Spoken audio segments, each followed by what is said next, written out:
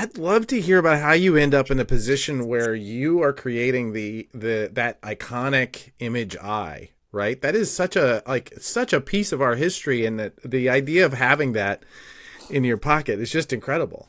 Yeah. So, it started with an idea. You know, Rob said, I want a giant eye in the corner, right? So Yeah. it's like, what does that mean, right? And so sketched a couple things out. Again, this was on the dawn of Illustrator, so I worked up a couple of concepts based on his idea, and it didn't work. Because you're thinking about an eye, it's vertical and long, Yeah. and how do you get the rest of the logo going in there? And we went back and forth.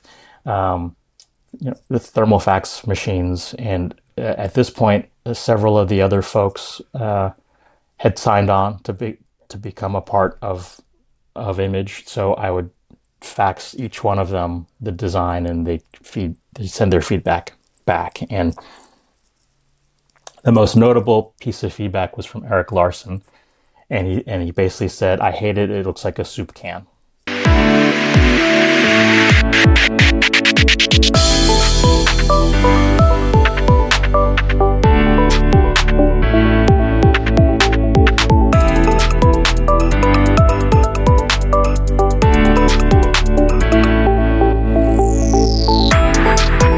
Hi, my name is Adam Freeman. This is Comic Industry Insiders, a weekly chat with the people behind the scenes of the comic book industry who make the whole thing run, and hopefully that we can learn something from to grow your business or career in comics. Today's guest is one of those rare figures whose influence in comics is so far much bigger than his public profile. But if you've worked in this industry at any point over the last 30 years, you know his name. And personally, Hank and I have intersected 5 separate times, including one that is more than a little embarrassing for me. We'll see if I get the courage to discuss it. I haven't decided yet. I'm already getting flushed thinking about it.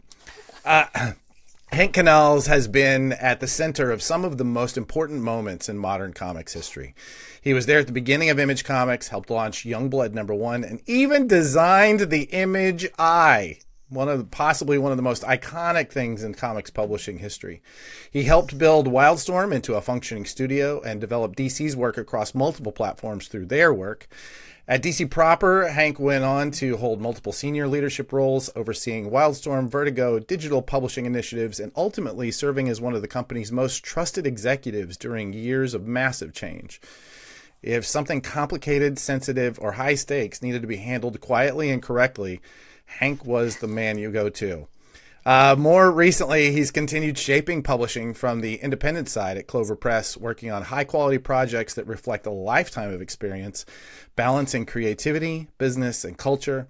Hank is someone who understands comics not just as stories or IP, but as living ecosystem. Creators, retailers, publishers, readers, and history all intertwined.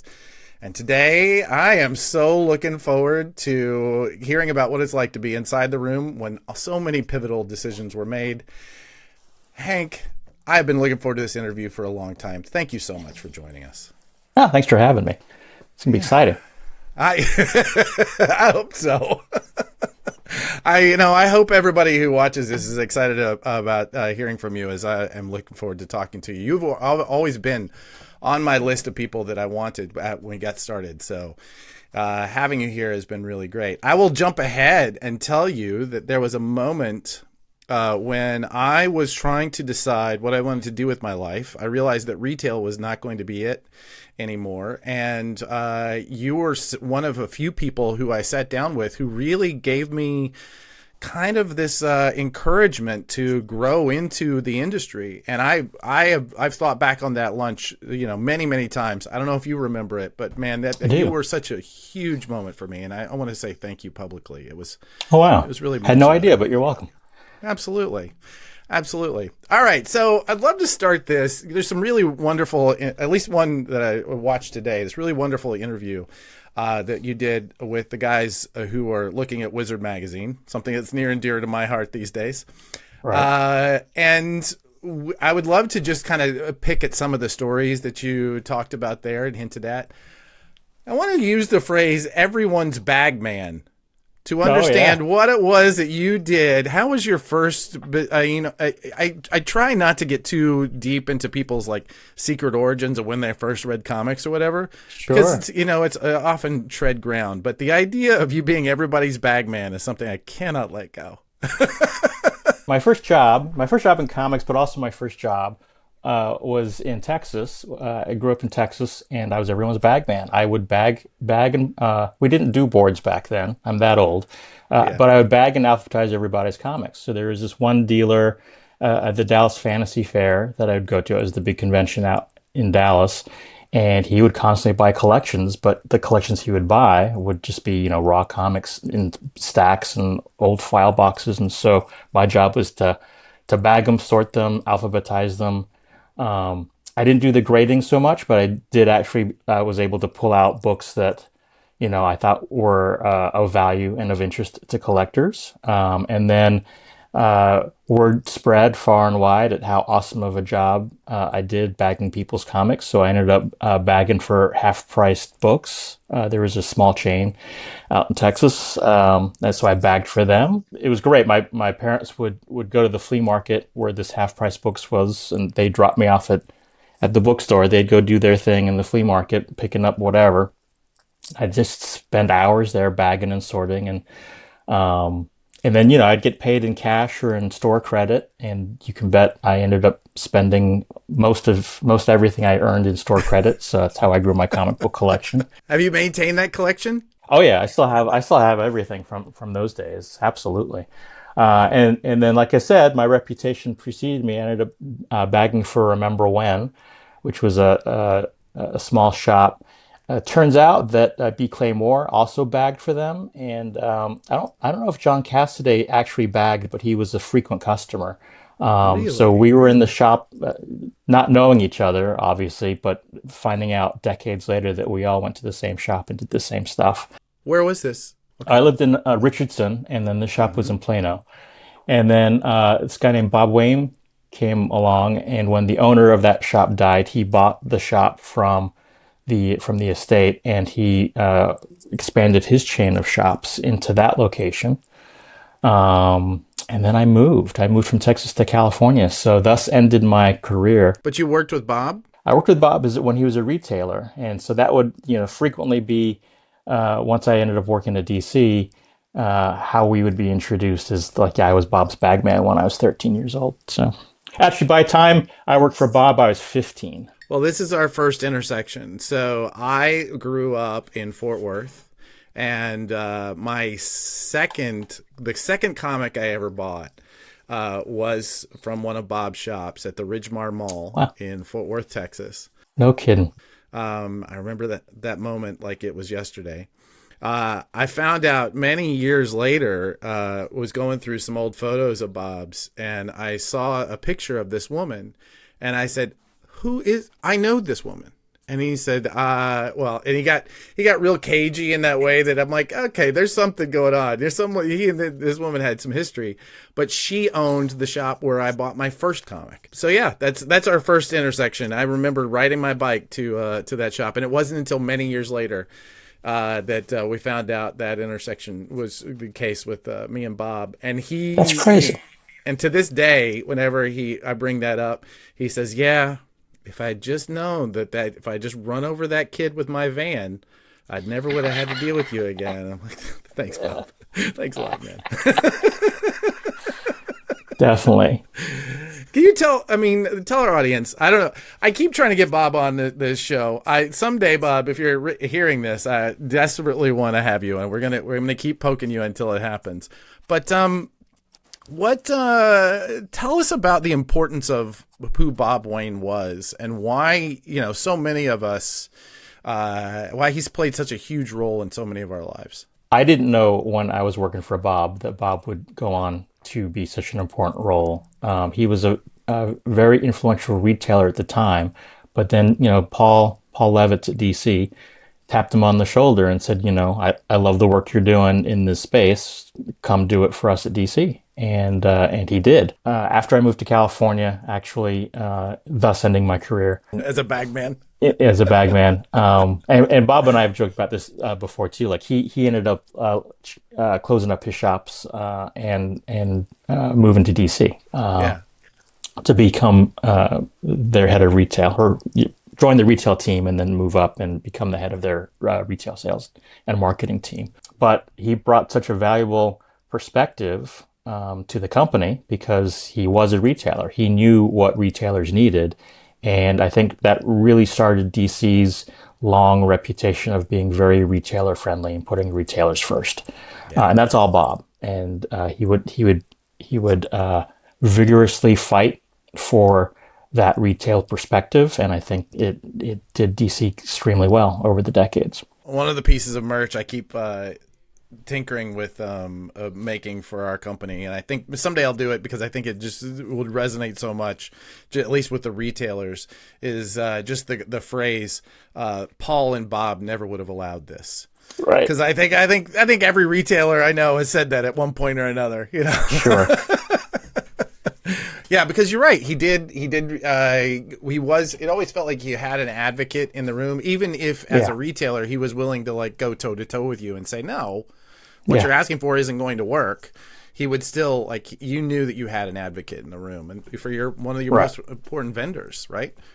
Yeah, he's. I love that man. As curmudgeonly as he is, he's always going to have a warm place in my heart.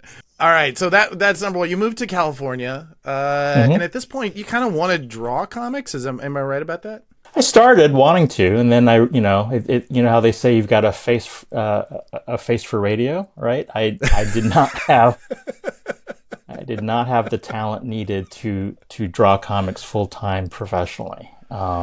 So I'm glad I learned that early. Although many of my artist friends say like, you could have stuck with it and you could have done something, and it's just like, no, that is a fiercely different kind of dedication that you have to have, because you're at the board, you're at your table, 8-12 hours a day, sometimes more, and it's crazy, I'm in awe of what comic artists can do and can do in such a short period of time. And it is that, right? It's that decision that not only are you talented, but you're willing to like put in the reps, do that work over and over again. Like that's, it's the thing that drives all of us. It's the thing that's built both of us careers, is that those dedicated people and their devotion to the art form. I'm with you. I think that anything that we can do that respects them 100%, but also just the respect for what that takes. I know that I've said more than once, people, I've written stuff, and for a while I thought I wanted to be a writer. And I think at some point I just looked at, even if you're really good, right? Even if you are just a fantastic writer who is, hitting home runs, that's not enough. Right, you have to do the work of building up your career and promoting yourself as a writer and building an audience and all of that, and that's his own skill set. It's it's just a small little overlap of the people who can make that work. I'll put in the hours, but I decided to put in the hours on other things in different ways. So you do kind of have to decide, I'm going to work just as hard as these people do, but I'm going to do it something that they need. Because without the systems in place, those artists are not able to do what they're doing. Okay, so you moved to California. Now, my understanding from this point, and this is something that I think is what I love about this part of your story, is how much of this next step for you comes out of the sort of fanzine and zine culture that is happening right then, right? Yeah. I think I can talk about this. I'm going to. We'll see. I don't know when we're going to play this, but we're in the middle of making Comics the Magazine. And issue number 1, aside from having a Clover ad in it, thank you very much, is also going to have a piece by a writer that I think we all know, who is talking about the history of zines Hmm. and the important role that they play in it. You mentioned Paul Levitz. He has Hmm. talked about. I mean, he really got started in making zines, right? Sure. Talk about the role that that sort of zine culture had for you going in, because this is all pre-internet. This is pre, Yeah. pre as a connecting as a worldwide culture, right? Yeah. Yeah. So fandom was completely different in the 80s. It's amazing how it has evolved over the decades. But for me at that time, there was something called APAs, amateur press associations, and it was where fans could get together and trade ideas, share their thoughts on things, reviews, their art. So there was probably there's so many well-known ones, but Interlac was probably one of the better known ones at the time, focused around the Legion of Superheroes. And there was one called Titan Talk that was around the Wolfman Perez Titans, and that was something that I joined very early in my fandom. I was there's a wait list. There's a limit of how many members can be part of this APA, only because you're making your own photocopies. Um, you're sending all the stuff into what's called a central mailer. Central mailer collates everything together, staples it, and then sends it all back out. So all the fans are putting their stuff together. They make copies. They send it into a central location. That central location puts it all together and sends it back out to everybody. And you do that on every other month basis. So that's how this is pre-bulletin boards, right? Pre-internet, Right. everything. And so a lot of people found their tribe through these APAs. So I was waitlisted on Titan Talk for a while. Finally joined as a member. Margie Spears, a wonderful woman, she started the whole thing, and she was able to connect with Marv and George, and Marv Wolfman and George Perez, and they would occasionally pop in and send their words of encouragement and thanks for the dedicated fandom that we had showed, right? So that was, to me, that was amazing. It's like, oh my gosh, this is how I can connect with my heroes in comics. This is amazing. And from there, just like I was more than just a Teen Titans fan. Although I still tell people my ultimate is New Teen Titans 1 through 50, like the best long form story in comics ever. I would love to understand the mechanics of this a little better. So you would how big was this APA? How big is this crew? Oh, so different apples were different sizes, but I think Titan Talk was, I want to say 50. It had a max of 50 And people, and then there's a wait list so that if people dropped out, then someone on the wait list would get to move into the spot. And so, if you were a member, you're guaranteed your issue of Titan Talk every other every other month. month. And so If you were you a would waitlister, you could get an incomplete issue because all the contributors would send in copies, but if someone was, they send in like 60 copies, or someone might send in 55, or someone might send in 100. So, so you might so as a contributor, you would do your piece, your write up, mhm. your review, whatever, and you would photocopy 50 or 60 of these, and you would send Yeah, them to somebody who would then staple them together and then redistribute to everybody who contributed yeah, and maybe some of the wait list. Is that how that yeah, worked? exactly Okay. right. And then Okay. you send in X number of bucks, a year, so that there's a fund, Yeah. right? So the central mailer wasn't uh, taking Doing on the burden and the cost of mailing everything. And because it was printed matter, it went media mail, so it was super cheap. yeah. And the biggest expenses were your time and then making the photocopies, right? Right. And I remember one member wowed everybody. He was an artist, and he decided to color every single one of his. So this was again pre color photocopies. So he would make Yeah. black and white photos, and then he would go and he hand colored every single piece, and we Whoa. all got that, and we're like, oh my gosh, our just brains melted. And then when the color photocopier came in, they were crappy color photocopiers. But when that came along, people would do that, and then it's just like right on the cusp of using a Mac for typesetting, right? So Yeah. folks who would would do typesetting that was pretty expensive as a function. But one of the members in Titan Talk was actually on the forefront of using a Mac for the typesetting to then output on that weird, funky photo paper. Uh-huh. And her output would just be these long columns, and you'd have to cut it up and then paste it on to your page and make it two columns. And Right. this all like right before PageMaker and Quark and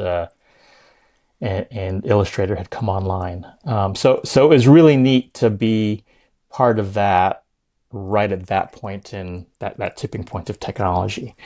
Um, and from there, I ended up doing my own fanzine. So not an app, but a fanzine that was for sale, and that was called Superheroes Enthusiasts. Superheroes Enthusiasts. We did a whopping 2 issues. I was in high school doing Okay.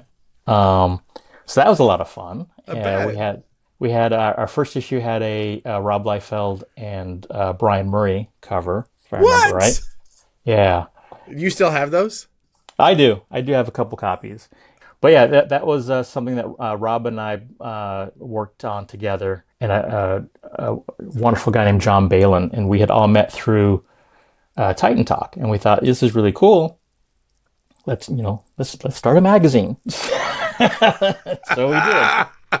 You know, Yeah. um, That's a good. yeah, So at this point, Rob is living where? You're in California at this point? yeah. So I'm in Corona, which is like east of where Rob was. He was in Fullerton at the time. So it was, yeah, I don't know, it was a good hour drive apart. Hmm. We would rack up our phone bills. This was again also pre-cell phone, right? Right. So I would get a long distance bill every month, and my parents would scream, "It's like, who and why are you talking to these people for so long?" You know. But Yeah. uh, but yeah, it actually it actually costs money to call someone who lived an hour away, Oh right? yeah. Wow. Okay. So where put this in time for me. When is this? This would have been 86, 85, 86, Okay. roughly. So, so Rob was working on breaking in as an artist. At that point, I figured that was not for me, but wouldn't it be great if I could break in as a writer? All right. So Well, you're getting to know Rob. yeah, You're getting to know. You guys are doing this thing together. Is this right about the time that Youngblood starts to come together? How does this? How does yeah. that form?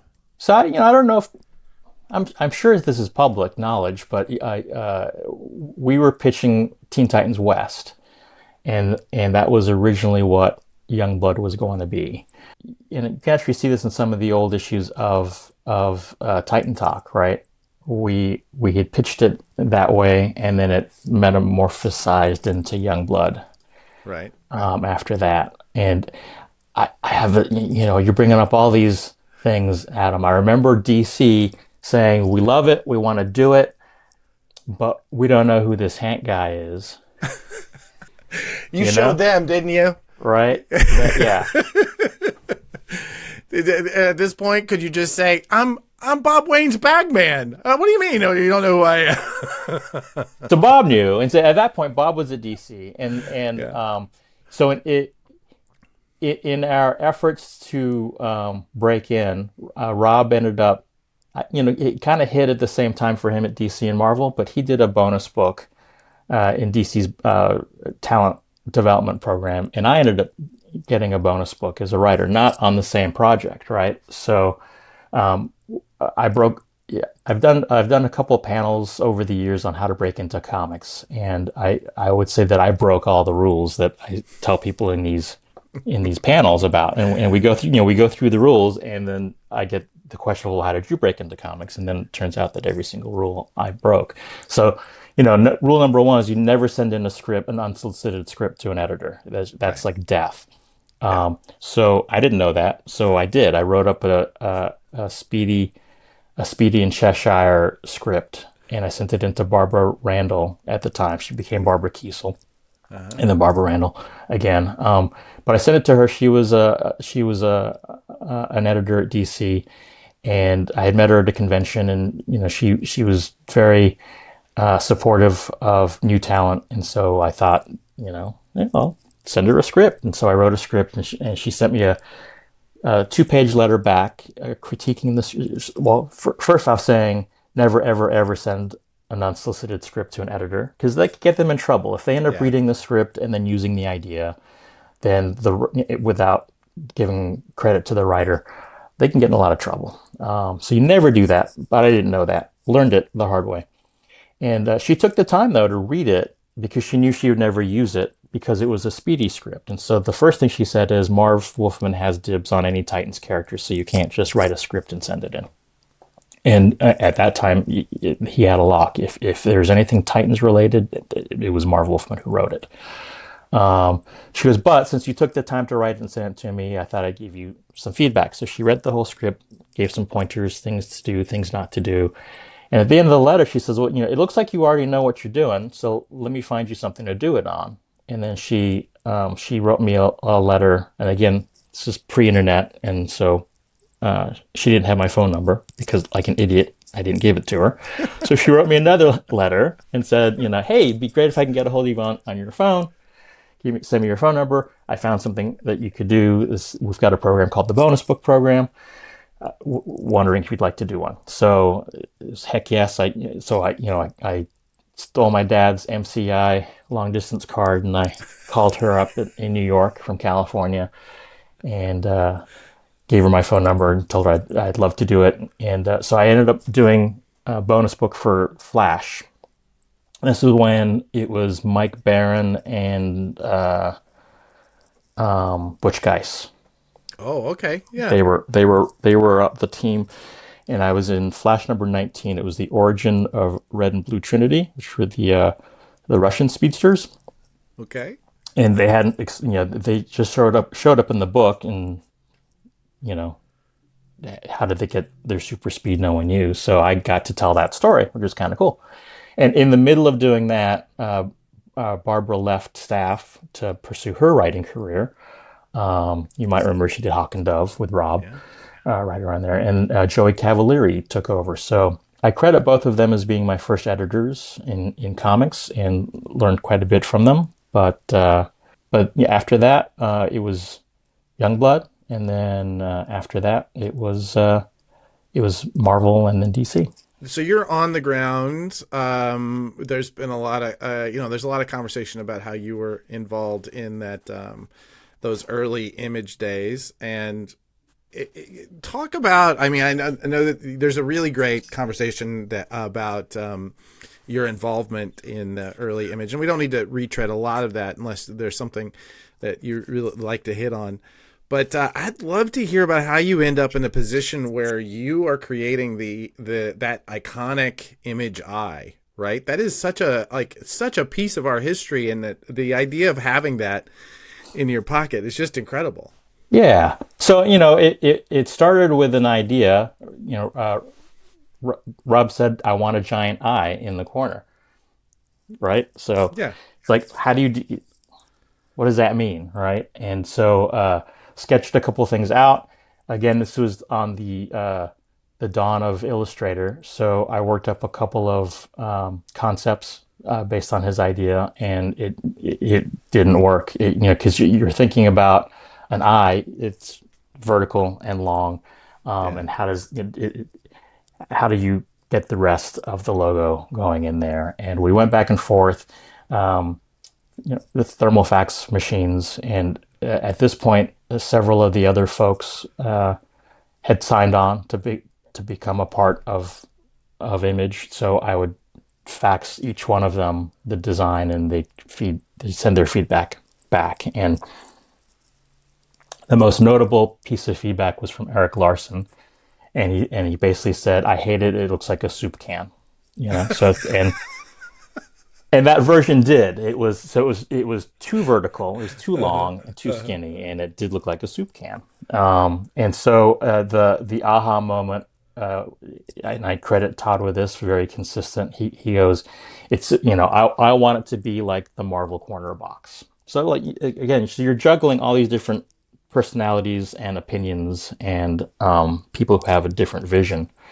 And that was the moment, right? So it's like, okay, so took the proportions and the dimensions of the Marvel corner box, and that became the basis of the image eye. So you take Yeah. that box, and so instead of focusing on making this eye work, you take the box, and then how do you carve out an eye in there? So that's how you end up with the circle in the top, and then tucking the image logo in. And you'll see various versions in the early books, the image, the actual word image being in the box and below the box. And then Right. a lot of artists embraced what it was supposed to be, which was the corner box. And so they would draw in there. So Todd especially, he'd put, Hmm. the character in that box.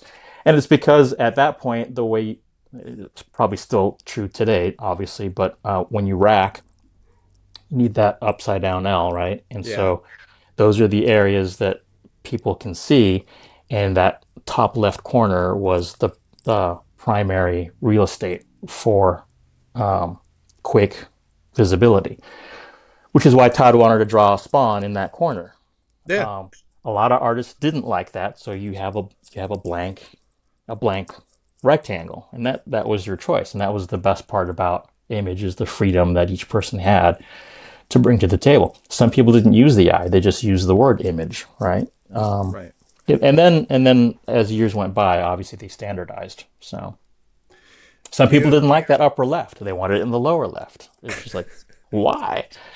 how I mean it wasn't until I started doing this research that I ran across this little piece of our history. Are you I mean I haven't looked, but are you credited in any way for that logo, or is it just like this was just work product? It kind of came as a crew. Like that kind of thing happens all the time, right? Yeah, I mean it's a logo, so you know. Yeah. Todd Klein did the Youngblood logo. I don't know if he gets credit for it, but Right. you can tell it's a Todd Klein logo. It's an Yeah. amazing piece. I remember when that came in because I was responsible for getting that done. So I had one conversation with Todd. He nailed it in one. He mailed it, and it was nice because he puts it on vellum, and then he included in the package, it was on cardboard. He taped it to cardboard, and he included in the package more to protect the package, but also because he's Todd Klein, his 11 by 17 guide to lettering. It's beautiful, and he sells it at conventions or Yeah. gives it away or whatever. But that was like the neatest thing is Todd Klein sending me a package. It's got the Youngblood logo and it's got his 11 by 17 sheet wrapped around it, and I still have that somewhere too. 'Cause I think he updated it over the years, but he would just put his all his different handmade fonts in a row and how to letter. It's crazy. So are you working, is your day to day in Rob's studio at this point? Like, No, it was still long distance, and that was um that was hard because that was an hour commute. So I would at that point we would get together once a week and figure these things out. And then, Rob started. So Rob was in a studio, sharing studio space with Jim Valentino at the time. And then things were really hopping for both of them. So they ended up going into a bigger space. And then he needed, more space to bring on some art assistants. And then a bigger space to kind of handle the imageness of everything. yeah. So at that point, let's see, I mean, that would have been 91, 92, 93, right around that area. Yeah. So at that point, being a freelancer, uh, that's tough. That is a tough thing to be. Yeah. And I ended up on taking a staff job at Malibu Comics, and Malibu was the publisher slash distributor of Image at the start. Talk about the mechanics of that, because now looking back, you obviously understand the business side of publishing a lot better than, I mean, you guys were building this as you went, I assume, Yeah. based on we had Jim Valentino on the podcast and talked a lot about that history and how that developed. But so like at this point, you say you're a freelancer. Are you mostly writing? Like, how are you paying your bills at this point? Yeah, exactly that. It's feast or famine. So Yeah. I would pick up the occasional design job, the occasional color job, and the occasional writing job. So but it was hard. Yeah, yeah. it's hard work. So It's really hard work. Okay, so yeah, you go to work for Malibu, yeah. and I've never really quite understand the mechanics of how that worked. You've talked about them being the sort of hmm publisher slash distributor. What exactly did that mean for your relationship to the image that was forming at this point? Yeah. So at that point, I think Rob had brought in his sister to kind of, she had been out in the workforce for a lot longer. You have to remember at that time I mean, we were kids, right? Yeah.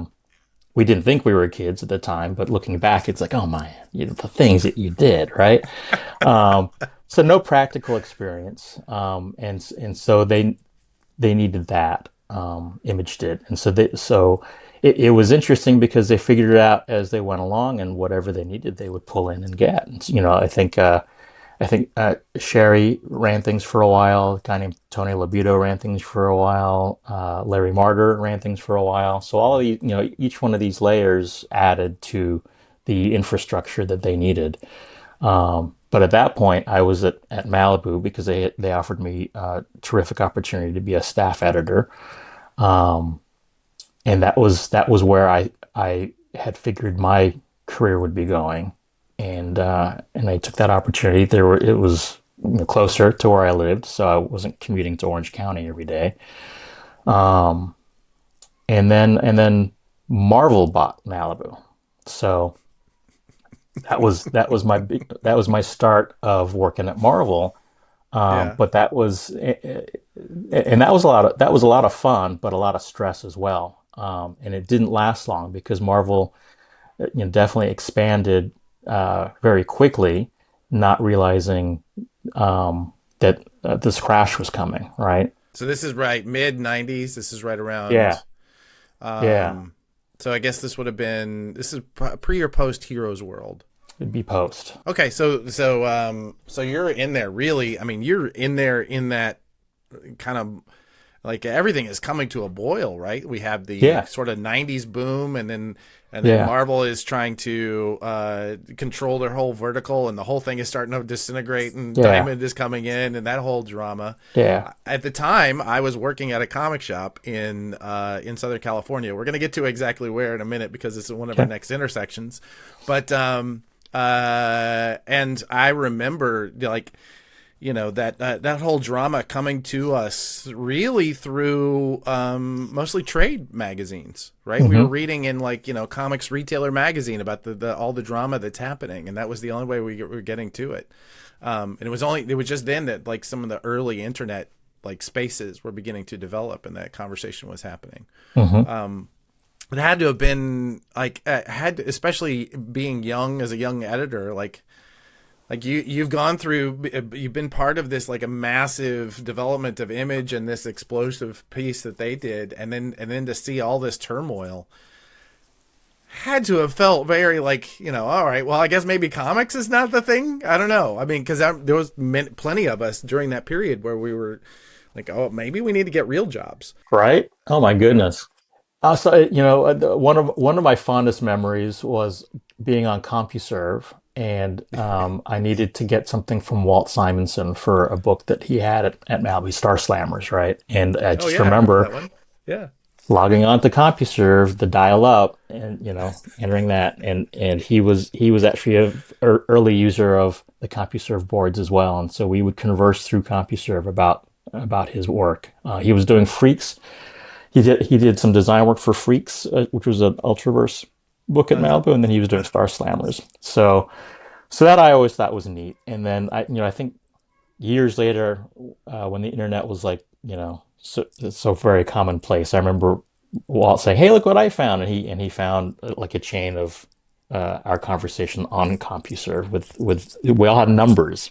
You didn't Yeah. have hand, you had numbers to get a hold of everybody. Um, so Malibu expanded very quickly, and this was a time when people were Marvel or DC or even the Image founders would cancel a book if it dropped below 400,000 copies. Right? That's like Yeah. that's not that's that's a low. Why is it even worth our That's a time? book not performing, right? Yeah. And to see that, to see that then, and then compare that to what it's like today, is crazy.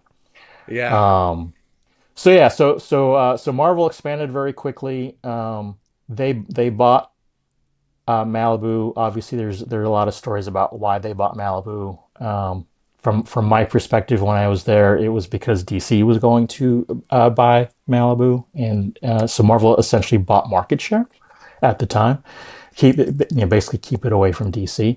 I don't think that's I don't think that's covered under any confidentiality agreement. It was a very common knowledge that DC was going to buy Malibu, to Yeah. the point where they toured our offices and they flew editorial out to figure out what the big crossover event was going to be. And then after Marvel bought us, it lasted a couple years, and then they shut Malibu down in waves. They kept the coloring department going because they had a ton of books they needed produced and colored. So they kept that portion of the building operating. And at that point, I ended up going over to Warner Brothers, working as liaison for their consumer products division and DC Comics. So at that point, obviously, I had met enough people at DC and I had enough experience working on the Ultraverse and Marvel material in a licensing capacity, Yeah. that they needed a person in the Burbank offices to sort of facilitate the back and forth. That they still did the bulk of the approvals and creative work out of the New York office, but they needed boots on the ground in Burbank to move things back and forth and through. And this was around. This was when the Batman movies were doing really well, and exploding Yeah. and going there. So I remember that. I remember I had to have a phone interview with. She was the head of the licensing department at the time, Cheryl Rubin, and her main person, director, Marilyn Drucker. And I interviewed with them on the phone. I met with Paul Levitz, who was out in Burbank at one point, and they felt comfortable with my experience and my disposition, and so I was hired. I was hired over there. That's So, to your point, left comics, but not really because it was still working with DC. yeah. So it's comic adjacent, as I'd always say, and that was a fantastic time to work on because after that point, Time Warner had sold their interests in Six Flags, the theme park chain, Right. to a company, and they needed somebody to oversee the use of all the IP, not just the DC IP, but that was a huge component of it. But the Looney Tunes, the DC stuff, and then at the same time they had acquired the Turner Library, so that was Scooby Doo, all the Hanna Barbera stuff. So that became my life for a while. When people ask, "Hey, what do you do?" It's like I travel the world and ride roller coasters, and that's literally what I did. I've done two round the world trips, with each stop being a visit to a theme park. But A Six my job Flags. was yeah, my job Yeah. was to go to each of these theme parks, inspect them, make sure that the intellectual properties were being used correctly. Every product, every commercial, every live stage show, every ride had to come through my office. And so you went through and did quality control at each of the parks for all of Yeah, those features. That's yeah, incredible. What a yeah, and gig. that, yeah, it was great. And then we had a couple things at Disney, a couple things at Universal, so that was always fun. I think one of the highlights was my going to Japan and going to Tokyo Disney and then Universal at Osaka because they were using Wizard of Oz, and that was one of the properties that Warner Brothers has Yeah. in their library. So that was fun. Well, this is a So this is a half of an intersection because for me, My last gig before my first job in comics was to working at a counter in a comics shop, and that's really everything else has developed from that moment. But my last job before that was working in old time photo studios in Six Flags parks. So I Wow. was traveling the country, putting people into cowboy outfits, and and tying up Doing the sepia. corsets and doing the Yeah. sepia tone. Yeah, I'm a master at a Polaroid based darkroom. Let me tell you, I can still Yeah. to this day. I'm sure the muscle memory is there. That's Um, awesome. but yeah, so I spent a lot of time in Six Flags parks, especially behind the Yeah. scenes and wandering the back alleys and such. So yeah, that definitely, I know that feeling. I can imagine. You mentioned in the interview there's a moment, a big moment for our country and a big moment for your career that happened, and this is where our second intersection comes. So can you talk about how 9/11 affected what you did next? Yeah. So there's a little bit of backstory before that. I remember being in a meeting. It was a Six Flags stage show meeting, and they were talking about what the next Batman stunt show would be. So they would create these stunt shows, try it out, usually at Magic Mountain first, and then they would roll Yeah, out to the other parks. And you and I actually have another intersection there because we were both out in Santa Clarita at the same time. Because that's your correct. shop was my shop. That's where I would go to get my comics. Yeah, And and I was in a meeting, and they pitched the whole show. It was a solid show, and I love telling the story because Paul says, "Well, this is a," and I won't do a Paul Levitz impersonation. Everyone has one, but I I won't feel do like it you because had it. You were ready to go with it, though. I was going to. But he basically said, "Hey, this story is great. The only problem is that it is exactly the storyline that ran in Daredevil number 16." And then he turns to me and he goes, "Or was it issue 17, Hank?" And and I said, "Oh, I think you were right, Paul. It was 16." And bluntly and honestly, had no idea. But you're not gonna correct the president of DC Comics in a meeting in front of the Six Flags executives. Right. So my job was to back him up. I think it was Yeah. 16, Paul. And he goes, yeah. So we really can't use this. So you're gonna have to make some alterations and go back to the drawing board. And so the Six Flags folks, they were like, ah, rah, rah, rah, rah, who cares? Who cares? And it's like, well, the answer to that is Paul cares, and he doesn't want to be accused of stealing someone else's story, much less Yeah. someone's story at Marvel, Right. A for competitor, a DC right? stunt show. Yeah. But that was great, and I hadn't really had that much interaction with Paul. Again, see him at meetings when I stop in the DC offices in the capacity of my job. Would meet him and shake hands, and we talk about some big sky ideas of what we could do at the parks. Yeah. And after that meeting, he pulled me aside, and I'm thinking, oh crap, what did I do? And and he said, hey, I just wanted to talk to you. Like, if I've been keeping an eye on what you're doing, and if you ever want to work at DC, you let me know because we'll find a desk for you. And it's like, wow, that's fantastic. But I'm starting a family, and I don't think my wife would want to move to New York. And it's, well, you never know. Never say never. Because Paul saw talent. He knew that you had it. Yeah. Yeah. Well, and it also helped that Bob was there because Bob and I, again, had some history, and Bob had kind of kept his eye on me as well. So fast forward to 9/11, and I'm on a plane on my way to Madrid. We were building a theme park in Madrid. So I'm in the air. They don't let anyone know what's going on. But when we land in Madrid, airport's empty. There are armed forces everywhere. Yeah. And again, still no idea what was going on. They funnel all of us out. We get our bags. I get to the hotel, and the person at the front desk was like, have you checked in at home? And it's like, what? Like, it's none of your business. What? It was the weirdest question. And they said, you need to check in with at home. It's like, why? It's like, well, just go up to your room and turn on the TV. And so went up to the room, turned on the TV, and it's like, holy smokes. Yeah. So had a company mobile phone, this big clunky thing, and Tried to get through, could not. Use the Madrid landline. Tried to get through, could not.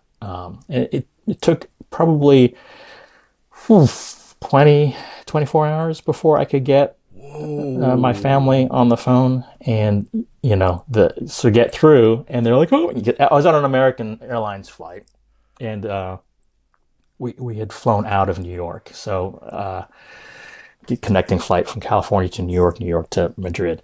And so wife is like hysterical and happy to hear from me. She had no idea what's going on, and so Yeah. that was fun. And she goes, okay, I can't deal with you not being, you're flying all over the world. I can't deal with that. So maybe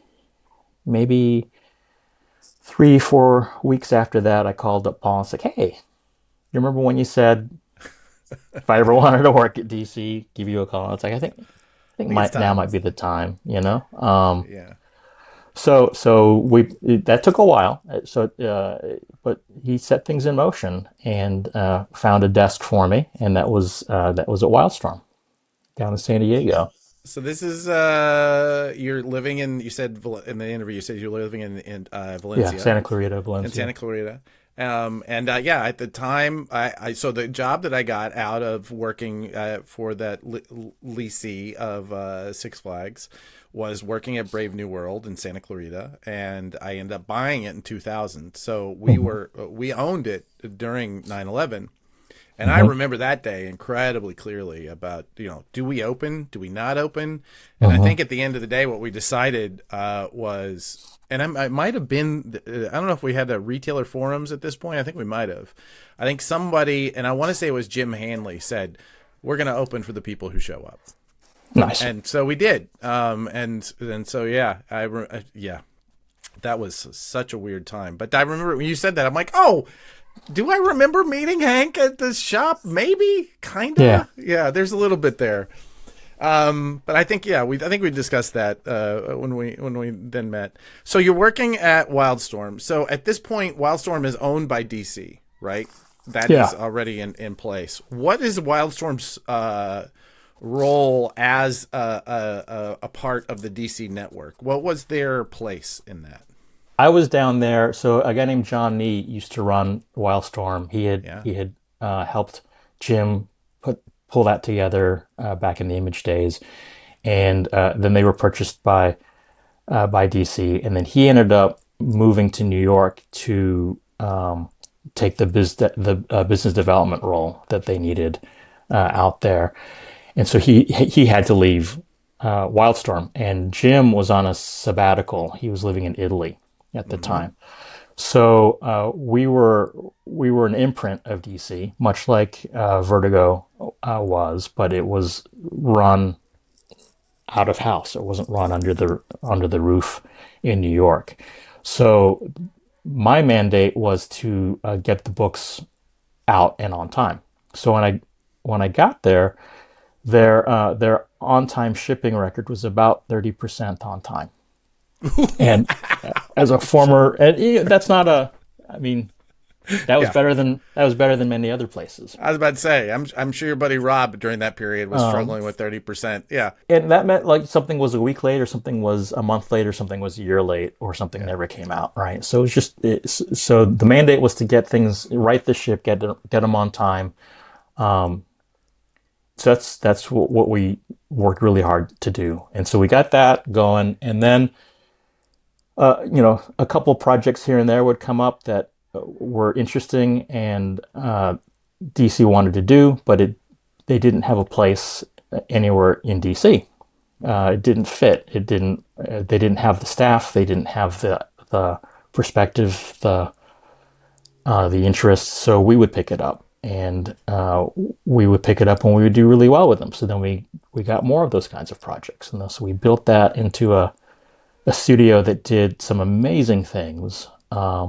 And then we had staff artists, which was unlike anything at DC. Yeah, or really any other comic company I can recall at the time, in that we were a corporate company, but we had it wasn't a bullpen. They were functioning artists that would draw their own comics. Right. And if we needed bullpen services, maybe we would tap them, but they weren't there to correct feet or change a costume because it wasn't right. They were there to draw comics. Um, so we kind of became DC Skunk Works Studio. There was a massively multiplayer online game, and so the artists there, super talented, did all the design work for that. Mm-hmm. When Jim came back, he was interested in doing a lot more outside of comics, using his skill set, obviously. So he was a huge MMO gamer. So he led that charge, but the artists that were on staff did an amazing job visualizing and creating these universes. And then when the digital comics era started, they had something called Zuda out of the New York office that was run by a guy named Ron Peraza. So some really great concepts and talent that he pulled together. And that was really at the forefront of the digital comics revolution. But we needed to scale, and so that was something that we handled out of Wildstorm. We had our own. We had our staff colorists as well. I forgot to mention that, and the staff colorists would color a lot of the DC books and a lot of the Wildstorm books. And then we also had a lot of success with licensed books. It's interesting because I'm seeing a lot of articles posting like on LinkedIn and online about the resurgence of licensed books and Yeah. bringing new talent to licensed IP, and that's something that we're really proud of at Wildstorm. We did a lot of great work in that space. I remember one year we did Gears of War, and that was the number one book for the month that it came out. But because of the way Diamond would report things, we sold at the time. This was a good number. We did like 500,000 copies of that book, and we couldn't get the number one comic spot on there because we had distributed it through Blockbusters and GameStops, but because they didn't Oh, they didn't buy the book through Diamond, we wouldn't get got the it. reporting. But Yeah. we ended up doing really well with some of the books that we did in that space. We did the World of Warcraft book, and that did phenomenally well. There was a show called Heroes on NBC Remember? at the time. Remember? Fantastic show, and Save the we cheerleader, save the world. Yeah. that's right. Yeah. And Jeff Loeb, super friendly with Wildstorm, yes, most especially Jim, obviously. He said he came to us, we'd love for you to do this. So we did that, put that together. He and Tim Sale had done a lot of like one-page comics or in little stories, and he got many of his other comic book friends to do stories, and we did a fantastic hardcover there. So we did a lot of work in those spaces. DC had a manga line. Again, there was no one really in the New York office where it would fit. So we ended up doing the manga line. Hired some folks with manga expertise, and we started producing manga out of the studio. So we would try a whole bunch of different things, and ended up keeping the studio open for a lot more years than I think they would have. Okay, so there are two stories here, and I don't really remember how they line up. I don't remember which came first, to be honest. So I'm going to tell the one that's not embarrassing first, All right. because I want to get that one out of the way. And it was this moment that I came out. So 2008 or so, where there was the recession hits, and our store just dropped like 20%. Almost overnight. It was like inside of a quarter and didn't go back up.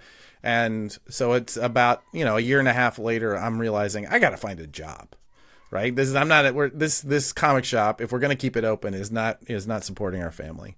So I decide, I went around to everybody I knew, went out to New York and met with the people I knew there, including Bob, and Steve Rotterdam, who at the time was there, met with Dave Gabriel at Marvel, and came down and met with in San Diego, went down to IDW, And we have a mutual friend whose name I'm not going to mention now because he's involved in this next story, and I don't know if he would want me to mention his name, but you and I Oh know who we're no. talking about. It's embarrassing for me, not for him. I just want that noted. Okay, so the anyway, so he says, "Come by, we'll get you a tour." And I will tell you, I saw Jim momentarily for a minute, a hot minute, and we talked about it. And I will say, wandering around those Wildstorm offices, one thing, it was just incredible. Like, it was in La Jolla, if I'm remembering Hmm. right. And it was in this incredible glass building that, like, overviewed the beach. It was just phenomenally beautiful space. But inside was just this, like, kind of dark. Every room I remember was just a little bit too dark, but it was just all filled with just clutter everywhere. Like it's just Mm, it looks like a madhouse almost mm, of creativity, hmm. because also up everywhere are like, here are all of these MMO character designs that we're going through and approving, and Hmm. here's the toys that need to be approved, and here's, we're dealing with this over here. It was an incredibly creative place. It felt Hmm. like palpably, like it was messy because everybody was just so busy building, Hmm. right? And I remember meeting Jim for the first time, and he was legitimately down, sitting. I think he was actually sitting on the floor with somebody, like looking at stuff and Hmm. giving notes and stuff, and had a nice chat with him. And then you and I had you said, "Why don't we go to lunch?" So we go to lunch, and I remember you talking through, and it makes sense now hearing you talk about it. He said, comics. There's lots of opportunities for people who understand comics, and one of the things I think you examples you gave was, I think Jeff Johns had recently in a meeting said, "No, Flash's eyes are blue, not brown." He was like, Hmm.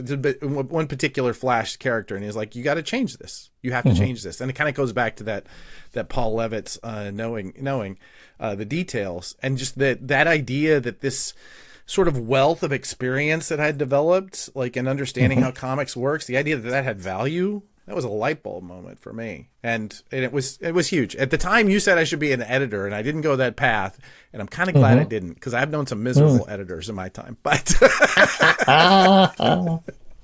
but it made a huge difference for me, and I don't know if I've ever, adequately said thank you.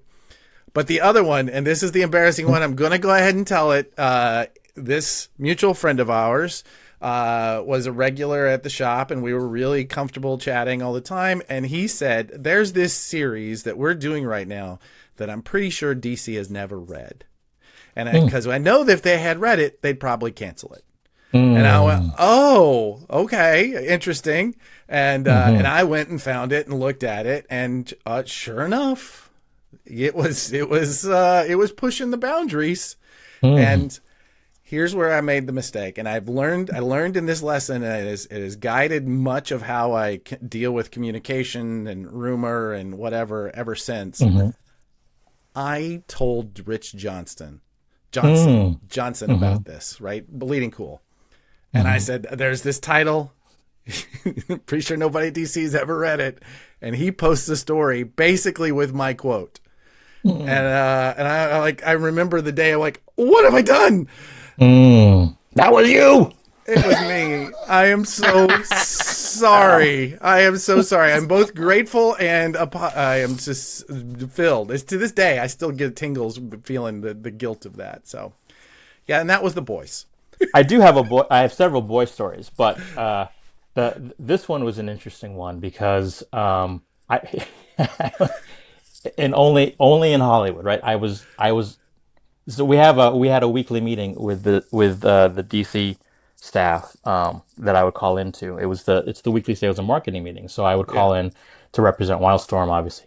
But I was Paul was out of town, and he'd actually asked me to take a meeting with Gene Simmons. So I was Oh, yeah. driving in the canyons of LA, Mm-hmm. trying to find Gene Simmons' mansion while I was on this call, the sales and marketing call, and we got the news that numbers on the boys were going up. Every issue was selling more and more, and we were setting the print run for the first trade paperback. And it started modestly, grew to a very successful number. Um, Paul wasn't in that room. Everyone was so excited. Set the number, and it was like a super high number. It was probably higher than current Batman Oh collections, wow. if I'm remembering right. Um, so awesome meeting. Hang up. Find Gene Simmons's place. Amazing house, by the way, as you can Yeah, I'm imagine. sure. Huge comic book Yeah. collector. Um, and so it was a good day. It was a really good day. And go back to the office the next day. Uh, find out that Paul decided to cancel the series, and it's just like, but why? It's so like, the Authority was doing really well Yeah. back in the day, and that was another example of a book that was doing fantastic and building Oh, its audience and growing from month to month. such an incredible run. I love those books. That was incredible stuff. And so that it's a rare thing at that time, or even now, right? To see a book grow and go up from issue to issue, and the boys was it. And the harsh realities, people were reading it. One of the reasons why it was coming out of Wildstorm is that it was pitched to Dan DiDio, and he loved it, but knew he couldn't publish it. So he asked if Wildstorm wanted to. And so we looked at it. It's like we loved it, and we wanted Yeah. to publish it, so we did. So it was the one person who couldn't do it, and that was Paul. So Yeah. and that was Well, you know so that was something that we had to we wanted to make sure that because we had committed to publishing the book with Derek and Garth. Um, so I think we did right by them, and it yeah. certainly worked out really well for them. So Obviously. I mean, in the end yeah, of the day, I mean, it did so well for Dynamite, and they done such incredible work in getting that series done and all the oh yeah, spin-offs and everything. It's yeah, I will say there's a little bit of pride in my shame, but it's still yeah, it's still shame. yeah. Your ending at DC ends in the way that I think a lot of careers end at DC, with a round of layoffs. Surprised the Hmm. hell out of all of us that you were on Hmm. that list. Um, uh, Talk about how that transition goes, because you were, I mean, that was, oh, actually, no, there's one more moment. Actually, I totally forgot that we intersected. Was I came to the DC offices. I just met Nancy Spears for the first time, and I was pitching Hmm. her on Comic Hub at the time. Right. This would have been 2019, something around Hmm. there. And went in, and Nancy said, you should come to Burbank and pitch this. And so I did, and I will say it was like one of those moments where I thought, this is it. This thing is going to be cooking with gas, you know? And I remember it being such a positive response from you guys. And I was, I will say once again, in my many thank yous for Hank, like that moment, you were super supportive of what we were doing. And I think and in many ways, it has informed all the other decisions I've made working with other POS systems, because I do think that information is vital to our industry, 100%.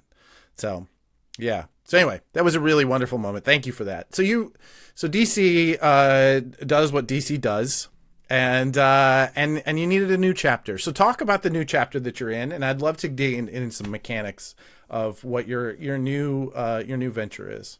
Yeah. So our industry is very small, and Yes. it's there's certainly a high turnover in many parts of our business, but for the things that I do, very low turnover, right? Yeah. So I sent my resume around, and I sent one to Ted.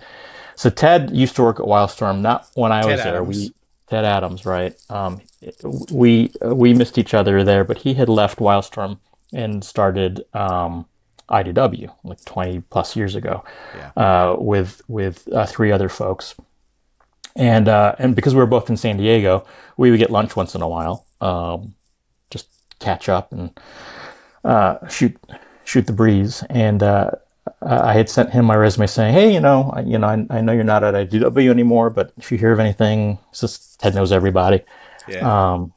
let me know. And he called me the next day and said, "It's so weird that you sent this to me because we were just talking here at Clover, and we were basically thinking about bringing someone on board, and then you send me your resume. So yeah, it's kind of meant to be. Yeah. Would you want to come down and talk to us about the things you could do?" It's like, sure. So I drove down. Um, I work remotely, so I'm up in Thousand Oaks, and Clover's still down in San Diego. But I drove down and had a great lunch with the team. They asked me what kind of books that I like and what kind of books I'd want to do if I were to join Clover.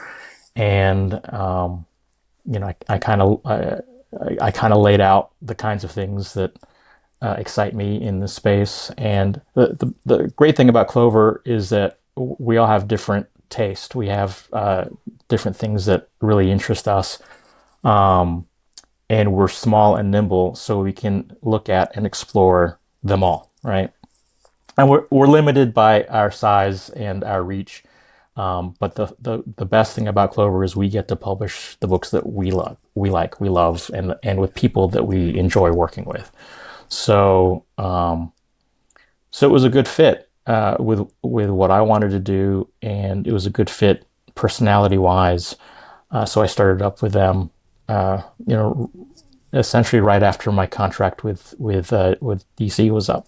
So the rest is history, such that it is. I mean, it's crazy because it does feel like that just happened, a year or two ago, but it didn't. I mean, that's Yeah. just 2021. So it's like, wow.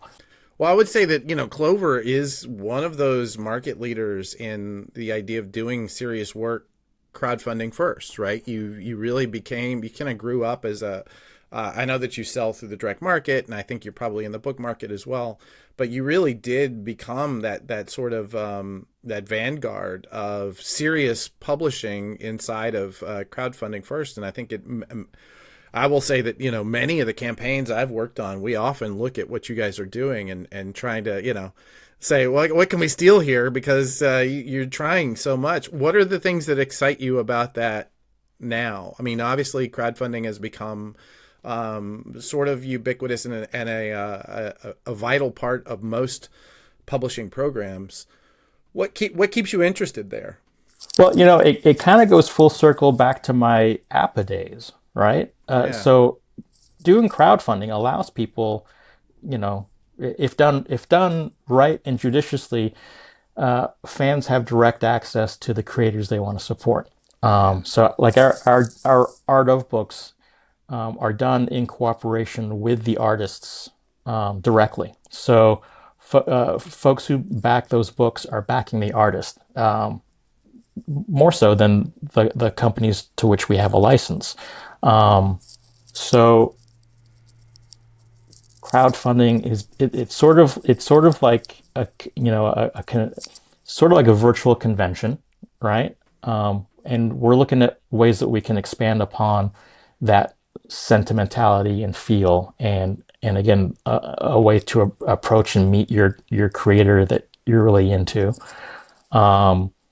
It's a way for people to really provide direct feedback. So I mean, so at DC, our customer was the retailer, and then our customer after that was the reader and the fan. But our Mm-hmm. first customer was the comic book retailer, um, and that's still true.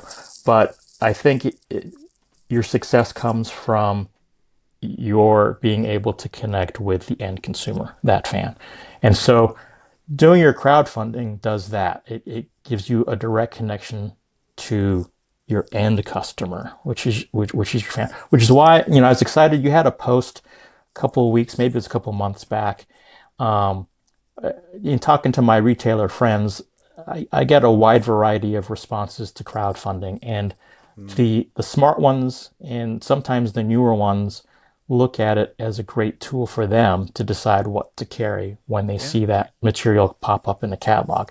Some of the other retailers are like, I don't touch anything that's crowdfunded because you already have my customer. And that's couldn't be further from the truth, because crowdfunding, while getting larger and wider and our reach is getting better, is just scratching the surface. And there are Yeah. people who go to comic shops who never dream of even looking at a crowdfunding platform, either because they're not interested, they want to browse the shelves. They want to hold it. They want to see it. They want to hold it. That the kind of thing that works well on crowdfunding, like the kind of format that works well in crowdfunding, doesn't really work as well Right. for comic shops. There's just so many reasons that. I mean, I hear from the retailers that say, well, I have this one guy who's a fan of that creator, and when I went to go purchase this book, so for him to buy it, he said I already have it. Okay, well, Right. I can't argue with that. That's probably true. But, what about there's no way that I mean, a successful crowdfund is what, 300, maybe 1,000 people? Right. If you had 1,000, if you only were selling 1,000 copies of something, it really wouldn't be worthwhile to go through the direct market. Right. So, like, it's a completely different market completely. I Yeah. agree. There's no But we're seeing that grow. We're seeing a lot more retailer interest in what we're doing, which is fantastic. should. Because Yeah. I was a bagman in the direct market. Those are my roots. I'll go back to that, right? So I'm happy to see that a lot of retailers are they're either supporting us by actually backing the retailer tiers that we have, and Yeah. they're like, okay, and I also the other thing is cash flow, right? I get why a retailer can't um, I say can't or won't put down money up front for a product that they're not going to Sure. see for 5 months. I totally respect that, Yeah. understand that.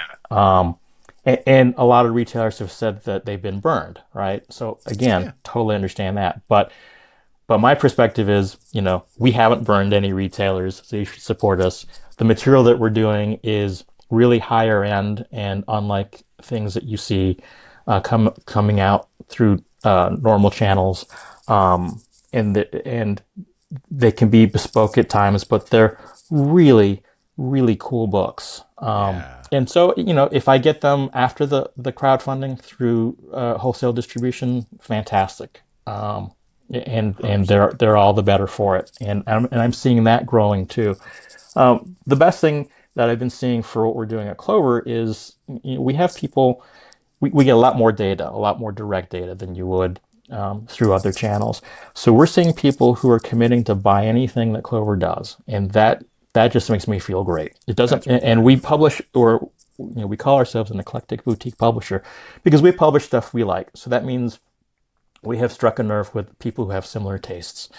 And not everyone buys everything, but we have enough people who do buy everything that's making this very worthwhile for us to do. And then you've got people like we've got a very dedicated following for the Marvel art books that we're doing, Yeah. and we're just getting our DC program up and running. And there's a lot of overlap there, but and again, this is certainly coming from my years at the company. There's a distinctly different DC fan than there is a Marvel fan, and so we're widening our audience in that regard. Again, overlap people who have great taste and love the artists that we've chosen to work with, but there are distinctly different fans of Jorge Jimenez than there are of David Nakayama. Do you make formatting decisions or product decisions that are different based on a Marvel fan versus a DC fan? Is there a distinction there? Yeah, I mean, there's a lot of flexibility with our relationships with Marvel and DC. So I think that dictates a lot of it. A lot of it is working with the artist and seeing what they want to do. Hmm. We started we started doing a puzzle with some of our Marvel books, and one artist was, yeah, that sounds awesome. Can we do it this way? And we put that together. And then Yeah. another one was like, yeah, I'm not really into puzzles, but if you want to do one, knock yourself out. And then we put that together, and they loved it. And it's worked out really well.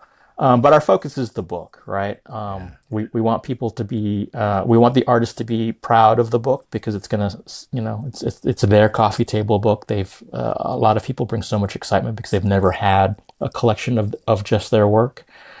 So we want them to be happy, and it's it's not surprising to me, but it's amazing to me the breadth of involvement that we've seen. And for the most part, every single artist is very hands on what the book needs to be. But there are some artists who are super particular, and there are some other artists who are like, "Hey, that looks good, go with it," you know. And they, I love working with all kinds, and they all end up with a good book. That's wonderful. So That's really so great. so so that's a big chunk of what we do. But then we've started we've partnered with the Library of American Comics, and I'm pretty excited about this. This is a new Spider-Man book. Can't Okay. tell. Yeah. So this is a horizontal book. So the strips will run this way, and I'll take it out in just a second. But I kind of want to show you this. It's a very wide book, so some people's bookshelves can't accommodate it. So we've designed a vertical slip case, and so this will slip Yeah. on to your. There we go, onto your bookcase vertically. And then one of the things that just drove me nuts working at that other place is inconsistent spines, Yeah. especially for a long running series. If you take a look at don't get me wrong, I load my time Sure. at DC. But you take a look at something like Hellblazer, which has, Oh yeah. how many volumes, and the number of logo changes that DC went through in that span of time Yeah. drives me nutty. That like each one of those spines, you know the year that the book was published based on the logo on the Right. spine. But then, taking a look at what some folks do in that space, where they don't even bother to look to see what the previous volume spine was, and it creates chaos on your bookshelf. I know. And So we you're don't, selling these to collectors, right? The people right? who want all the Clover or all Yeah, the Hellblazer. And yeah, especially as a retailer, it is so frustrating to want to sell like an entire run, but they don't feel yeah, like a piece. They don't feel like you need to have all of them in order to be complete. And it yeah. should. We gotta make sure that we're pushing those buttons anytime we can. Right. Yeah. So we're pretty excited about this. The response was fantastic That's on awesome. Kickstarter, but the response at retail has been great too. This will be coming out end of February. So this is the first one, and you can Oh, that's see awesome. how we collect the strips there. Let's see. Beautiful. And then what I'm super excited about too is the way we've decided to do the binding. We actually Oh yeah, we have it yeah. so that you're not going to crack your spine, right? When So it it's lays it's flat, yeah. yeah. So it's glue and sewn for durability, but it's lay flat binding so that you don't. Because how many books do you have in your collection, Adam, that have cracked spines, right? Of So they're course, yeah. perfect for reading, except that it drives me nuts to have a cracked spine. So we're so excited about stuff like this. So Yeah. that's the kind of stuff we can do, and you know, something like this. We get a lot of there's confusion from people. They're like, why does Marvel have to crowdfund? It's like, well, Marvel's not crowdfunding this. This is Clover Press, and we're a small outfit. Yeah. We got to get a commitment of X number of copies to make this financially viable.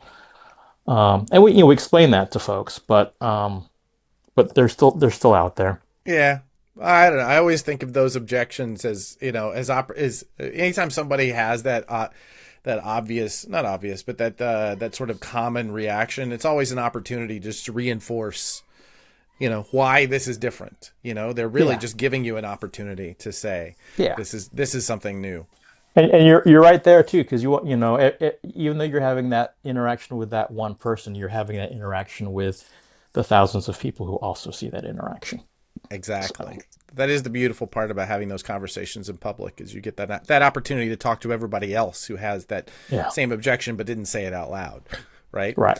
Yeah. That's that's really fantastic. What excites you that's coming up? Can you talk about anything? So the great thing about these books is that it allows us to do other books that we wouldn't normally be able to do as a small outfit. So we've got, and I will knock on your door again.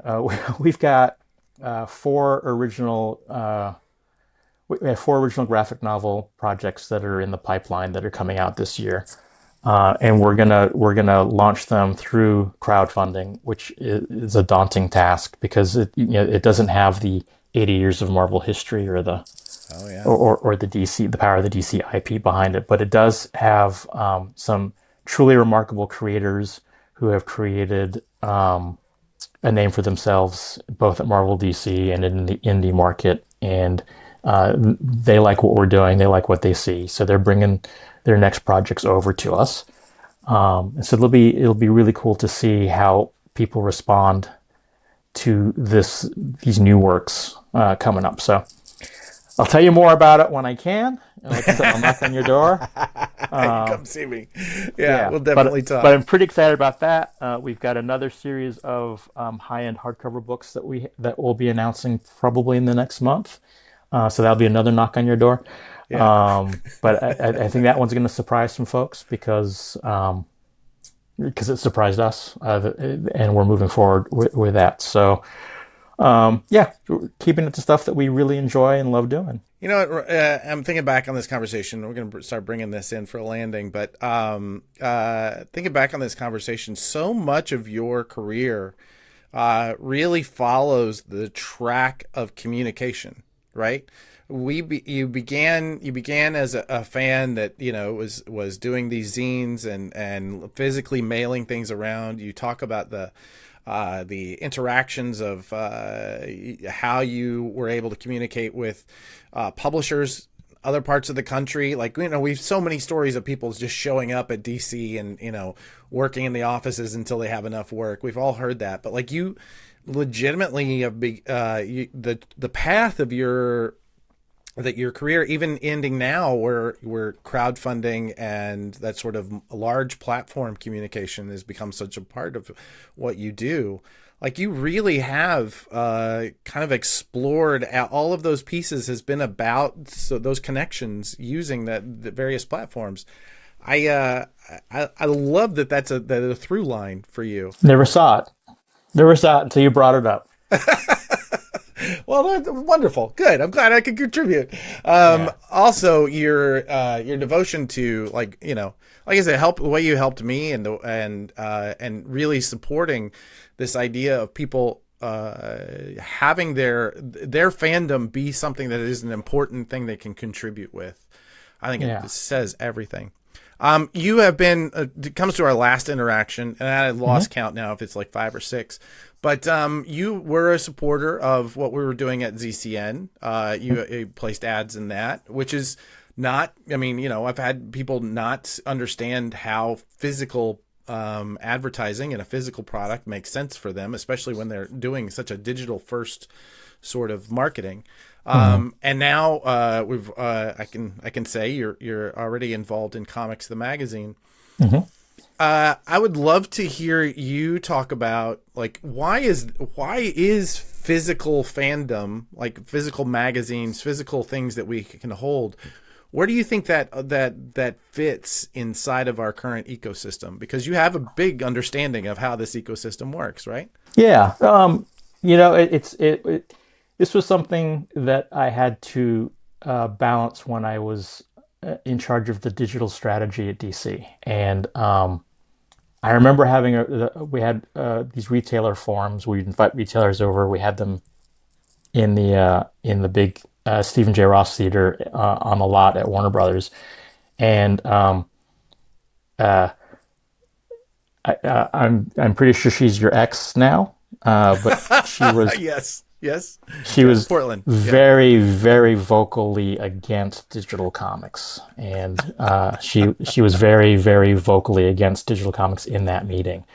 I am not And it's surprised. like, yeah, so that's not quite an intersection, but It's intersection sort of an adjacent, right? intersection. Yes, exactly. And the thing is people will always want that tangible collectible, and Yeah. if I'm going to provide that, if Clover is going to provide that, hats off to Robbie Robbins, the co-founder of Clover. He is an amazing designer and great product design too. So not just layouts and visually appealing designs, but actually product design. Exceptional. We want people to enjoy their tangible asset, right? And there's room in our industry for all of it. And digital is such a great way to expand your reach. But the ultimate goal is you're reaching out to them to then come into a shop and buy a tangible asset and hold it and collect it. And, and if we're going to do that, we want to do it right. So we want the Yeah. spines to line up. We want them to look great on the shelf. We want you to be proud to display your Clover Press product. So it's all intertwined. Yeah. It all works together, I think. Um, and it's interesting to me that it's been a struggle for publishers who used to rely on the periodical. Um, and I remember the year at DC where our book sales outperformed our periodical sales. And that was a big deal because it used to be that periodicals drove that engine, and you can't have the book sales without the periodicals, right? Because you amortize your costs across the periodicals, and that makes your books more profitable because then you've already covered all your creative costs. Blah blah blah. I remember when I was running Vertigo, I had to explain to the editorial crew the economics of a Vertigo series, and um, I think people today still don't understand the importance of all of these different touch points. You can't just put a book out, right? Or you can, but it's a steep hill. One of the, I would say, biggest movers and shit. We talked about Rob quite a bit. I would want to talk a little bit about another image founder who is now such an important part of the DC line, and just talk about your experience working with Jim Lee and work. He so much has been said about him as a creator, and so much has been said about him as a founder. But I'm curious to hear what your take is about Jim as a leader, right? As somebody who is kind of you had to work alongside of him for so long, Mm-hmm. and moving from Wildstorm into DC. I'd love to hear your perspective on why Jim is has become so effective in that role. So many things, right? So undoubtedly, he's probably one of the more charismatic creators in our industry. Super compelling and thoughtful and insightful. He has a way of articulating things that, like, once you hear the way he's decided to articulate an issue, um, you're like, wow, that makes a lot of sense, right? Yeah. But he puts a lot of energy and thought into things, but because of the way he presents himself, it seems effortless. And I think you look at his art's the same way. He's actually a pretty fast artist. He can draw a page very quickly or create a cover very quickly. It's getting the time to do it is the challenge, right? So Sure. he's got so many other interests and things that he's responsible for doing that getting him to actually sit down and do the work is where the challenge is. But once the work is going, just watching him draw and seeing something come from nothing. We would have several meetings over the years where he has to multitask. So we'll have the meeting while he's drawing something, and just seeing where that illustration is by the end of that meeting is, it started from here and ended here, and we talked about our digital launch strategy for the next 2 years, right? In an hour-long meeting, and seeing what he's drawn in that space of time, phenomenal. But one of the rare left brain, right brain guys out there, where he excels in in both hemispheres, and I think that's invaluable for a person in his position for a creative endeavor because he understands both sides and he can balance that. So, I'd say probably the best trait with Jim as a leader is he's not a micromanager. He surrounds himself with the right people and he lets them do their jobs, and that's how it worked really well for us over the decades, and that's how it works really well for him at DC now. All right, two quick questions. We've been asking these of everybody. What do you, looking at the landscape as it is right now, what do you think is the biggest risk that is facing our industry, the comics industry, today? Well, a lot of people are panicked over tariffs, and that's certainly an issue. knock wood, we're doing okay on that front. But just this week, who knows Right. what's gonna happen there? But more so, it's the cost of goods, not because of the tariffs, but just because of the scarcity of resources, right? So paper prices are still going up, and then again, the way things are set up, tariffs aren't really impacting that cost, but the high cost of gas and delivery, high cost of shipping. It costs a lot more for us to ship a pallet from California to Indiana than it used to, because of the high cost of gas. The A really nice slipcase book costs more today than it did 2 years ago, and 2 years from now it'll cost more. So I think that's going to be a big thing. Um, I, I am of the belief that the direct market is so resilient, and in every year where people are saying this is the end of the comic industry, it comes back stronger, and that's because of the direct market and what the retailers do to it. What is it? Necessity is the Mother of invention. Yeah. mother of invention. I think the resilient retailers figure it out. They figure out how to keep their doors open and prosper, and that benefits everybody else. It trickles out, right? Um, but so that's a challenge, and seeing how that, even for a company like ours that do a lot of things direct to fans, the retail component is a big chunk of our business. So that would have an impact on us as well. It's you want to eliminate any friction between your product and your end consumer. So anything that you can do to reduce that and get it there is your path to success. And anything that creates more friction is your obstacle. I like that. That's a good one. I like that a lot. You know what? I usually end this with asking what gives you hope, but I think you think you've already answered that. It's the resilience. It's the Yeah. ability to constantly be looking for solutions and never stopping that. I think that says so much. What a crazy business that we're in and that we've decided to dedicate our lives to, right? So people have come and gone, and there are so many Yeah. people who have more years than we do, in this crazy business. But it's the fact that we're still doing this after all this time, and that they're still doing this after all this time. I remember talking to Paul at one point, and a lot of Marvel and DC staff. Um, this is going to sound horrible, but would take advantage of that person's love for our industry. Yeah. So, you know, uh, people in comics, tradition, superstars aside, your day in day out people in comics are severely underpaid, and True. we do it because we love the business, and it's that love that feeds the resilience. It's fascinating to me when I meet a retailer who never read a comic book, but they own a comic book shop. And yes, why'd you open a comic book shop? And 20 years ago, it was I love comics. I had a collection. I decided I'll sell it, and I wanted to, share my love for comics for everybody else. A lot of new retailers are like, I've never read a comic, but I saw this and I thought it would be a good business.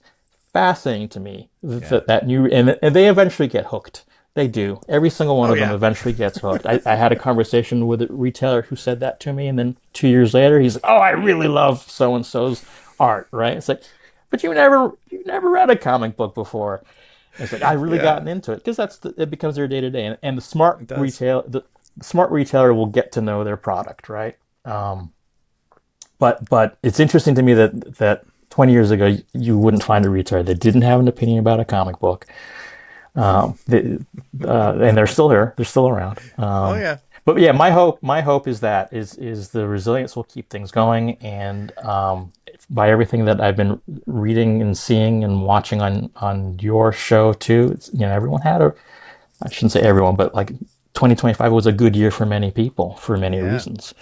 So I hope, that would be my hope, is that we can continue to build on that, be smart about it, like what worked, and do more of that, and what didn't work, and either fix it or stop doing the things that don't work. I think we're gonna iterate. We're gonna make it better, Right? and if nothing else, we're gonna keep trying new stuff. Can Yep. we talk about Comics the Magazine a little bit? Because, Let's do it. Sure, let's we go. had a Yeah. conversation about that, and, Wizard had such an impact on so many people in its time that it was out. And um, the influence that it had on the industry, good or bad, was very clear. That it goes back to It what was you're saying, influential. communication. It was Yeah. very influential, and I think that's been missing. You take a look at some of the websites that I mean, the quality has just plummeted, um, compared to, like, back in the day, right? Sure. When Userama and CBR were at their height, that was a great way to communicate, and that was a great way to get the word out, and that was a great way to build community. Um, I don't think they do that anymore. I hope that someone can fill that space. I think Popverse seems to be really building into something there, but what's missing is that thing in the comic shop that basically speaks directly to the person that you want to be speaking to. And, Yeah. it's a shame that it's not more frequent than monthly. Well, let us get started, Hank. We'll see how it Oh goes. We're yeah. Oh, gonna. oh, a shame only in that, the speed at which people communicate is so Yeah, much faster today, right? it Monthly truly is is. fine. But I remember Comics Buyer's Guide. It was a Oh weekly yeah. newspaper that was delivered to my mailbox. And it was packed. It was a full Packed, newspaper every week. packed. It would take me that long to get through it, and at times I would fall behind, and you end up with the stacks. But that was Well, a I fantastic understand. publication. Wizard was fascinating, and Wizard, I think, was like, we could do this and we can do it better, and they actually found a way to do it better, and well, Yeah. differently, I should say, because I'm a big fan of both of them. And there was a boom, right? There was a boom of comic news magazines, and to the point, it's like, how many of these does the industry need to Can we support, really right? support? Yeah. Yeah. But there are none now. So I think Comics the magazine is a great opportunity, and I think you can really build. I'd be interested to see, and certainly have some thoughts on how you can build a community around that and with that, and I think that'll benefit the industry as a whole. So, and that's why we believe in it, which is why we advertise in it. So, Thank you. I listen. Um, I will say that one of the more influential figures in my life is a man named Fred Pierce, who was hmm he was a publisher at Valiant when I was working there, and I just talked to Fred last week. He had some really fantastic advice because he ran Wizard Magazine, like he was, I don't know, president or hmm something of Wizard Magazine at the time. And one of the things that he said to me back when we were at Valiant is we would buy sponsorships and we'd buy ads and that sort of thing. And when we said, well, what is the direct result of this? He said, we don't need a direct result. We have to support this because we need this, right, right? And if we don't support it, who will? right, And if you don't support it, it won't be there when you need it. And I, right. I, I thank you for believing in that. And I do try and instill that into our clients and our other publishing projects is that it's you, this kind of thing. I mean, this thing that we're taking on, it is going to be about us trying, we're doing our best to try and create that community and create that moment, I think, where we're all reading the same, we're all looking towards comics as this vibrant, beautiful medium and industry that we all need. Yeah. And it's, thank you. It's hard, but we're really excited. It'll be, March 4th. Go to your comic shop, pick up Comics Magazine, everyone. Hank, this has Crazy. been the interview that I dreamed of. Thank you so much for doing it. I know you took a big chunk Awesome. out of your day for it, and I cannot thank you enough. How should people find you? And do you have something that are literally dozens of people who watch this podcast? Do you have any sort of ask for them? Yeah, well, like and follow us on your social media, please. We're cloverpress.us is our website. And then pretty much our handle is Clover underscore press on everything. You can find us pretty easily. So reach out, interact with us, tell us what you love about what we're doing, give us some feedback as to other things we can do. Yeah. Yeah, look forward to talking to all of you. Awesome. And if you're wherever you're posting this, I'll read the comments. Just let me know where you're posting. I watch most of this stuff on LinkedIn, but I'm sure you Oh, guys are great. like everywhere. What Hank said, one of the ways that you can be supporting this channel and the other stuff we do is literally just as simple as just a Hmm. comment in the thread, just something that meant something to you. Obviously, Hank has been a big influential member of my life. Member of my life, welcome aboard, I guess. But if this conversation has any way been insightful for you, we'd love to hear about it from you as well. Thank you, Hank. Thank you, Adam. Go make some more books, buddy. We'll all right. Namaste.